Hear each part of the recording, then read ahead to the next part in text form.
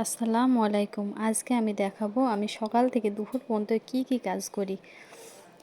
প্রথমে আমি সকালে ঘুম থেকে উঠে নামাজ পড়ে নিয়েছি, তখন তার ভিডিওটা করতে পারিনি। তারপরে ঘর বাড়ি ঝাড়ু দিয়ে নিয়েছি, ঘর ঝাড়ু দিয়েছি, এখন উঠোন ঝাড়ু দিচ্ছি।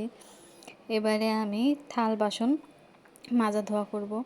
আসলে একা একা তো এখন সবাই ঘুমাচ্ছে, আমি একাই উঠে কাজগুলো করছি। আর আপনাদের তো আমি আগেই বলেছি যে আমার শ্বশুর শাশুড়িকে লুকিয়ে আমি এই ভিডিওটা করি।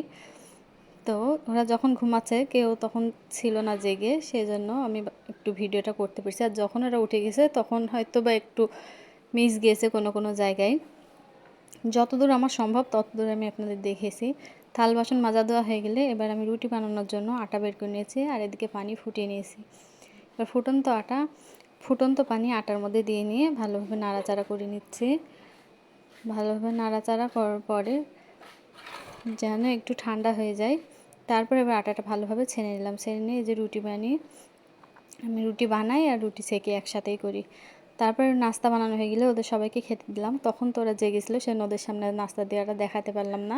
তারপরে আমি ঘর দোরগুলা গুছিয়ে নিচ্ছি। আপনার ভাইয়ারা ঘুমাইছিল, খাওয়া দাওয়া করে চলে গেছে, সেজন্য আমি ঘর বাড়িগুলো গুছিয়ে নিয়েছি, বিছনা টিছনা ঝাড়ু দিয়ে নিয়েছি।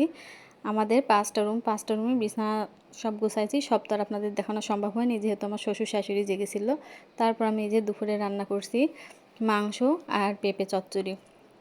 রান্না বান্নার কাজ সেরে নিয়ে তারপর শুধু রান্না করলেই তো হবে না, রান্না করলে তো রান্নাঘর সব কিছু নোংরা হয়ে যায়, সেগুলো সব কিছু মাজা ধোয়া করে টাইলস মাইলস পরিষ্কার করে যে রান্নাঘরটা পরিষ্কার করে নিয়েছি।